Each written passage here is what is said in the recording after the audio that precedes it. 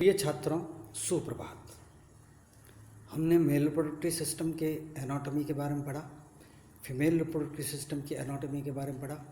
आज हम female reproductive system के अंदर जो ओवरी में ओवरियन साइकिल किन हार्मोन्स के द्वारा नियंत्रित होता है, कैसे एक मनुष्य की मादा के ओवरी के अंदर एक क्रमिक परिवर्तन के द्वारा अंडजनन की क्रिया होती है और ओवा का निर्माण होता है, जिसे हम वहाँ सेकेंडरी फॉलिकल कहते हैं। कैसे ये फीमेल में oogenesis और ओवरियन साइकिल होता है, इसे हम पढ़ेंगे।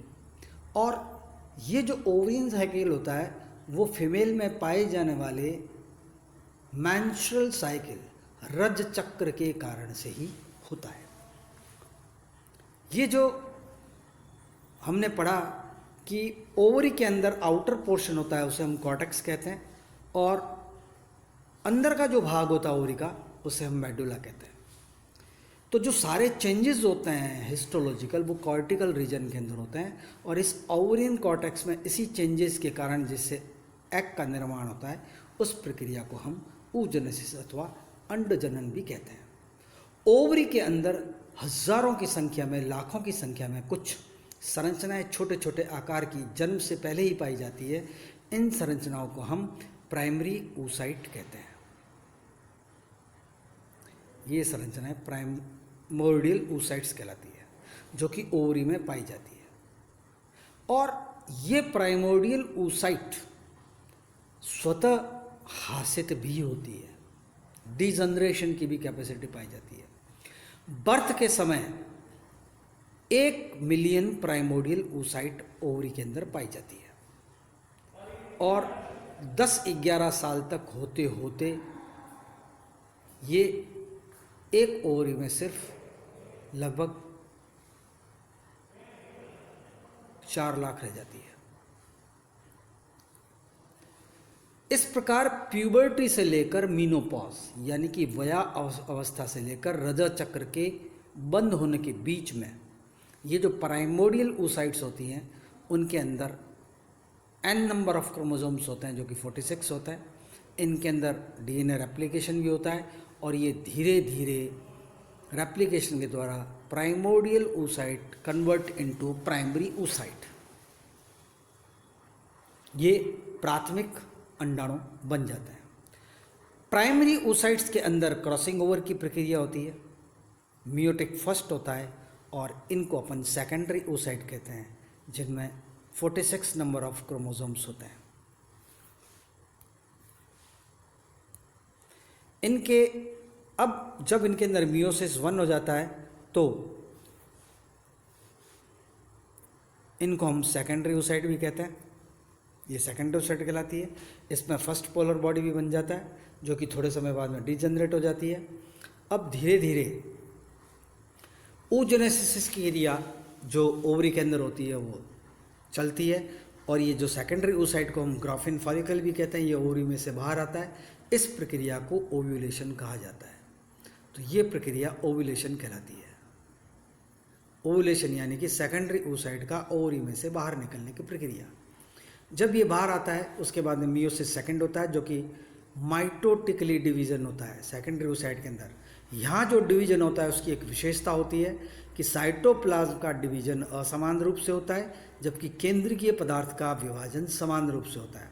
साइटोप्लाज्मिक अनइक्वल डिवीजन होने के कारण से एक छोटे आकार की संख्या बनती है, उसको फर्स्ट पोलर बॉडी कहते हैं, और एक बड़े आकार की संख्या बनती है, जिसको हम सेकेंडरी oocyte कहते हैं, जो कि oocyte भी बनाता है। ये विभाजन जब 2 प्रकार का होता है, तो इस प्रकार से oocyte का निर्माण होता है।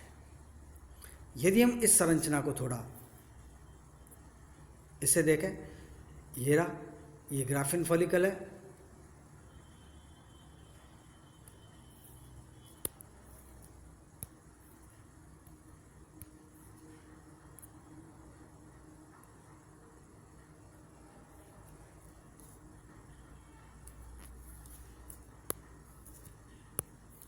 ये ग्राफिन फॉलिकल आपको दिख रहा है, ये असमान विभाजन हुआ, और ये आप इस चित्र में देखो अंडाणु बाहर रिलीज हो रहा है, ओवुलेशन की प्रक्रिया हो रही है यहाँ पर। ये पूरा का पूरा oogenesis की प्रक्रिया दिखाई जा रही है। ये फर्स्ट अवस्था मल्टीप्लिकेशन फेज़ है, ये दूसरी अवस्था ग्रोथ फेज़ है, और ये यहाँ पे तीसरी अवस्था मैच्योरेशन फेज़ है, जिसमें मियोसिस 1 और मियोसिस 2 की प्रक्रिया होती है। ये इवेंट ऑफ oogenesis आपको सुस्पष्ट दिख रहा है। फीमेल्स की जो ये प्राइमोडियल सेल्स होती है, जिन्हें हम oogoनियम कहते हैं, ये प्राइमरी oocyte में कन्वर्ट होते हैं। इसके बाद में इनकी वृद्धि होती है, ये वृद्धि होती है तो ये प्राइमरी oocyte बन जाते हैं। वृद्धि होने के बाद में आकार में बड़े होते हैं, क्योंकि इनमें योग का संश्लेषण होता है। क्योंकि प्रत्येक इस कोशिका को यदि निषेचन हो जाए तो भावी भ्रूण का विकास होता है, इसलिए इसमें भोजन का अधिक संश्लेषण होता है। फिर फर्स्ट मियोसिस हो रहा है इस प्राइमरी oocyte के अंदर, फिर ये सेकंड मियोसिस हो रहा है इसी के अंदर, तो 3 टोटल पोलर बॉडी बनता है और एक ओव्यूम का निर्माण होता है। ये फर्स्ट मियोटिक होता है, यहाँ सेकंड मियोसिस होता है। और ह्यूमन फीमेल के अंदर ओवरी में से जो ये बाहर निकलता है, यहाँ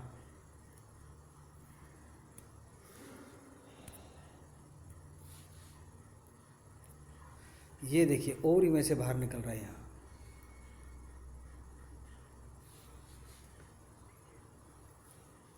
ये सेकेंडरी oocyte कहलाता है। और इसी सेकेंडरी oocyte के अंदर निषेचन की प्रक्रिया होती है।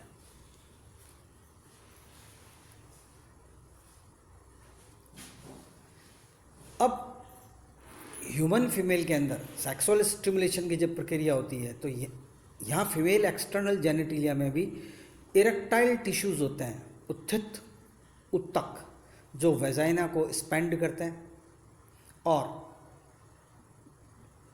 मूवमेंट ऑफ जो पेनिस होता है, उसको लुब्रिकेशन का प्रोसेस होता है वेजाइना में, जिस समय कॉपुलेशन की प्रक्रिया होती है। फीमेल रिप्रोडक्टिव सिस्टम में भी पैरासिम्पैथेटिक जो नर्व्स होते हैं, ये उद्दीपन का काम करते हैं, ये पैरासिम्पैथेटिक नर्व होते हैं।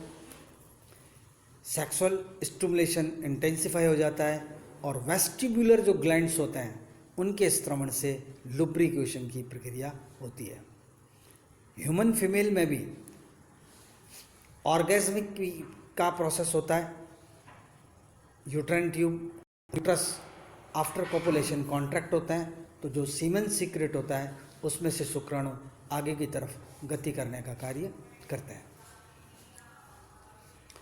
फीमेल में भी गोनेडोट्रोपिन हार्मोन्स के द्वारा रिप्रोडक्शन का कंट्रोल किया जाता है। एंटीरियर पिट्यूटरी के अंदर जो ओवरीज होती है, एंटीरियर पिट्यूटरी और ओवरीज का जो एक्सिस होता है, वो बहुत इंपॉर्टेंट रोल प्ले करता है सेक्स सेल्स के मैच्योरेशन के लिए, फीमेल सेकेंडरी सेक्सुअल कैरेक्टर के लिए। जो फीमेल सेक्सुअल हार्मोन्स होते हैं, ये लगभग 10-11 साल की अवस्था में एंटीरियर पिट्यूटरी के द्वारा गोनेडोट्रोपिन का स्त्रवण किया जाता है। ये गोनेडोट्रोपिन्स होते हैं जो कि एंटीरियर पिट्यूटरी के द्वारा स्त्रावित होते हैं। ओवरी के अंदर ईस्ट्रोजन और प्रोजेस्टेरोन का भी स्त्रवण होता है।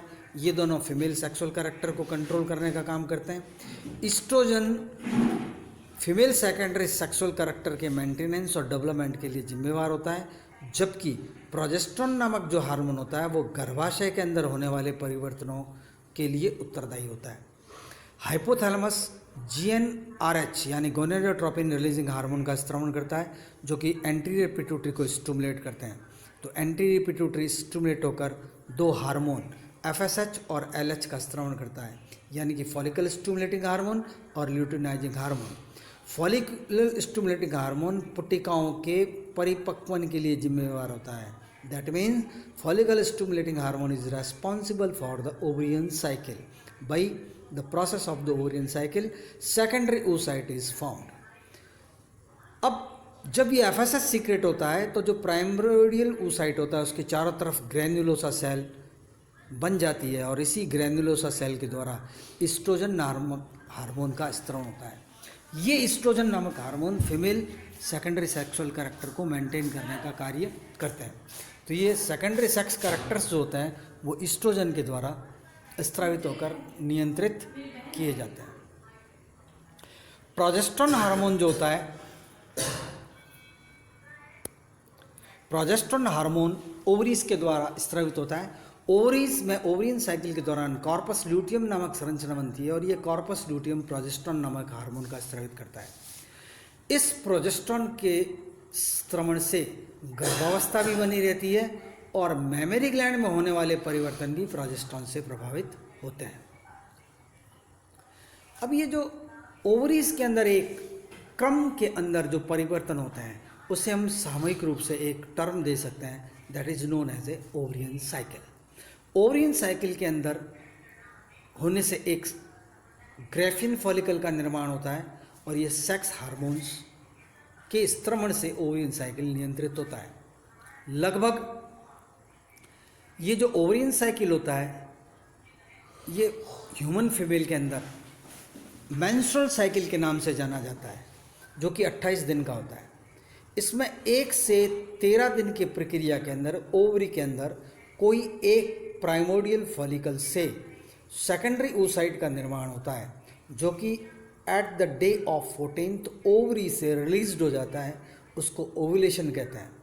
और फिर 15वें दिन से लेकर 28वें दिन तक के प्रक्रिया के अंदर ये एक धब्बे के समान संरचना बनाता है, जिसे हम कॉर्पस ल्यूटियम कहते हैं, और इसी कॉर्पस ल्यूटियम के द्वारा प्रोजेस्टेरॉन नामक हार्मोन का स्रावन किया जाता है।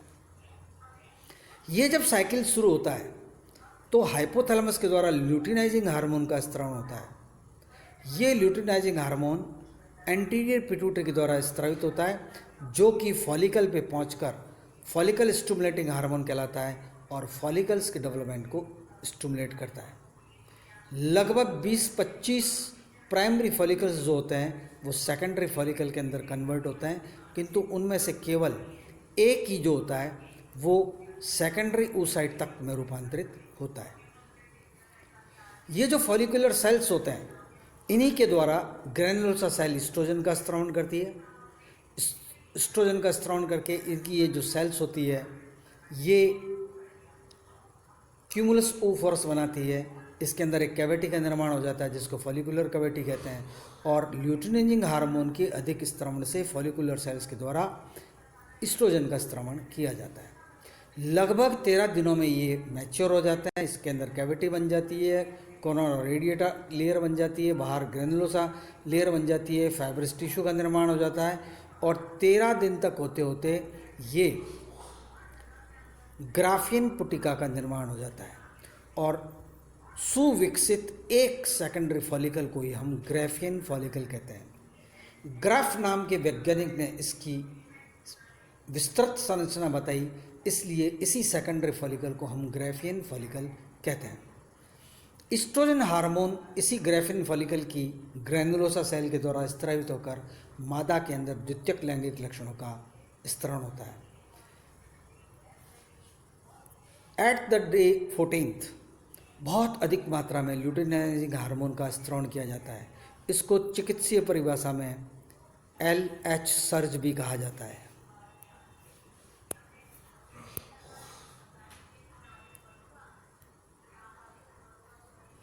ये जो LH सर्ज होता है एंटीरियर पिट्यूटरी के द्वारा स्रावन होता है और इस LH सर्ज के कारण ही ओव्यूलेशन की प्रक्रिया होती है और ओवरी में से ग्राफिन पुटिका फटकर बाहर फैलोपियन ट्यूब के अंदर आ जाती है। यदि हम ओवरियन फंक्शन के हार्मोनल बैलेंस को देखें तो आपको इस स्लाइड के अंदर नज़र आ रहा है कि हाइपोथैलेमस से gonadotropin releasing hormone anterior pituitary को आता है, तो anterior pituitary follicle stimulating hormone और ल्यूटिनाइजिंग हार्मोन का स्रावन करते हैं। ये फॉलिकल स्टिमुलेटिंग हार्मोन ओवरी के अंदर ओवरियन साइकिल करता है और फॉलिकल की वृद्धि को प्रभावित करता है। LH hormone luteinizing hormone mature follicle के मैच्योरेशन में भी हेल्प करता है और इसकी ये ग्रैनुलोसा सेल्स एस्ट्रोजन का स्रावन करती है और ये एस्ट्रोजन सेकेंडरी सेक्सुअल कैरेक्टर को मेंटेन करते हैं, पॉजिटिव फीडबैक का भी काम करते हैं और अंत में अधिक मात्रा में जो ल्यूटिनाइजिंग हार्मोन होता है वो ओवरी में से ग्राफिन पुटिका को बाहर निकालता है और LH की प्रेजेंस में अंडाशय में कॉर्पस ल्यूटियम का निर्माण होता है। ये कॉर्पस ल्यूटियम प्रोजेस्टेरॉन का स्रावन करते हैं। प्रोजेस्टेरॉन की अधिक मात्रा हाइपोथैलेमस और एंटीरियर पिट्यूटरी को जाकर FSH के स्रावन को संदमित करती है। अतः यदि किसी फीमेल के अंदर कॉपुलेशन के पश्चात फर्टिलाइजेशन हो जाता है तो ये प्रोजेस्टेरोन हार्मोन GnRH को संदमित कर देता है और FSH का स्रावन नहीं होता। इसलिए जिस मादा में गर्भावस्था हो जाती है, गर्भ ठहर जाता है, उसमें menstrual cycle, ovarian cycle stop हो जाता है, अंड जनन की प्रक्रिया रुक जाती है। 15 से जो 25 दिन होता है आफ्टर ओव्यूलेशन का, कॉर्पस हीमोरेजिकम बनती है और ये हीमोरेजिकम कुछ ल्यूटियल सेल के साथ मिलकर ही कॉर्पस ल्यूटियम का निर्माण करती है और ये कॉर्पस ल्यूटियम ही प्रोजेस्टेरोन का स्रावन करता है, जो कि गर्भावस्था बनाए रखने में सहायता करता है। ये जो ovum secondary follicle fallopian tube में आ जाता है, यदि 3-4 दिन के अंदर स्पर्म इसको मिल जाता है और ये निषेचित हो जाता है तो अच्छी बात है, अन्यथा 3-4 दिन के बाद अर्थात लगभग रज चक्र के 26वें दिन के बाद इसके अंदर ह्यूमन कॉरियोनिक गोनेडोट्रोपिन का भी स्रावन होने लगता है, जिसे हम HCG कहते हैं, ह्यूमन कॉरियोनिक गोनेडोट्रोपिन। ये कॉरियोनिक गोनेडोट्रोपिन निषेचित जायगोट को गर्भाशय की एंडोमेट्रियम के साथ जुड़ने में सहायता करता है। इस प्रकार प्लेसेंटा का निर्माण हो जाता है और कार्पस लूटियम धीरे धीरे हासित हो जाकर एक संरचना में परिवर्तित होती है। इसको कॉर्पस एब्लिकेंस कहते हैं। Corpus albicans is a degenerated corpus luteum. और अब human chorionic gonadotropin hormone placenta को वेल डिफाइंड और डेवलप्ड कर देता है और गर्भ सुविकसित होकर गर्भाशय की भित्ति के अंदर स्थित हो जाता है। कॉर्पस लूटियम जब डिक्लाइन, प्रोजेस्टेरोन डीजनरेट होता है तो कॉर्पस लूटियम डिक्लाइंड हो जाता है, हासित हो जाता है और अब प्लेसेंटल हार्मोन और प्लेसेंटा के द्वारा स्रावित हार्मोन गर्भावस्था को बनाए रखने में सहायता करता है। यदि निषेचन नहीं होता है तो पुनः हाइपोथैलेमस के द्वारा गोनेडोट्रोपिन हार्मोन का स्रावन होने लगता है, जो कि FSH और LH स्रावित करते हैं और ये पुनः ओवरी के अंदर ओवरियन साइकिल और मेंस्ट्रुअल साइकिल स्थापित कर देते हैं और अनफर्टिलाइज्ड ओव्यूम, गर्भाशय की भित्तीय कोशिकाएं, पैराइटल कोशिकाएं और अनिषेचित ओव्यूम बाहर निकलते हैं। ये कुछ 2-3 दिन मादा के अंदर शरीर से बाहर निकलते हैं। इसको रजस्त्राव कहते हैं। इसी को मेंसस कहा जाता है और पुनः चक्र शुरू हो जाता है, एक अन्य ओवरियन साइकिल। यदि ओवरी में होने वाले परिवर्तनों को हम संक्षिप्त में समझने की कोशिश करें तो आप देखिए, ये प्राइमरी ओरिडियल फॉलिकल्स होते हैं। सबसे पहले इसके अंदर ये सेल डिपॉजिट होते हैं। ये सेल डिपॉजिट होकर ये ग्रैन्युलोसा सेल बनते हैं। इनके अंदर एंट्रम नामक कैविटी भी विकसित होती है। फिर अंदर की तरफ दूसरी लेयर जोना पेलुसिडा बनती है और इस प्रकार ये सुविकसित सेकेंडरी oocyte बन जाता है, जैसे कि हम ग्राफिन फॉलिकल कहते हैं। फिर LH हार्मोन की अधिक सांद्रता से ये 7th स्टेप में आकर ब्रस्ट होता है, ये बाहर फैलोपियन ट्यूब में चला जाता है। इसके चारों तरफ कोरोना रेडिएटा सेल्स होती है।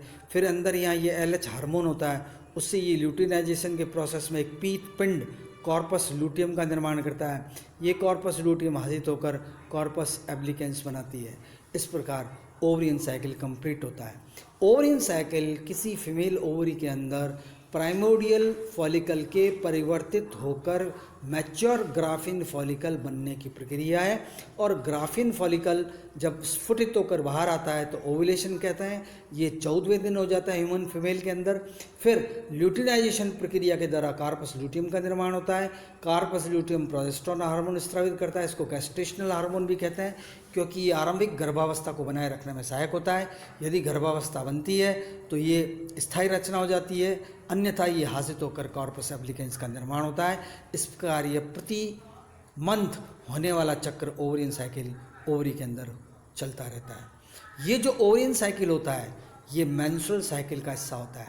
ये मेंस्ट्रुअल साइकिल के कितनी फेजेज हैं, कैसे होता है, कैसे हार्मोन, यूट्रस, ओवरी और मैमरी ग्लैंड मेंस्ट्रुअल साइकिल के दौरान परिवर्तित होते रहते हैं,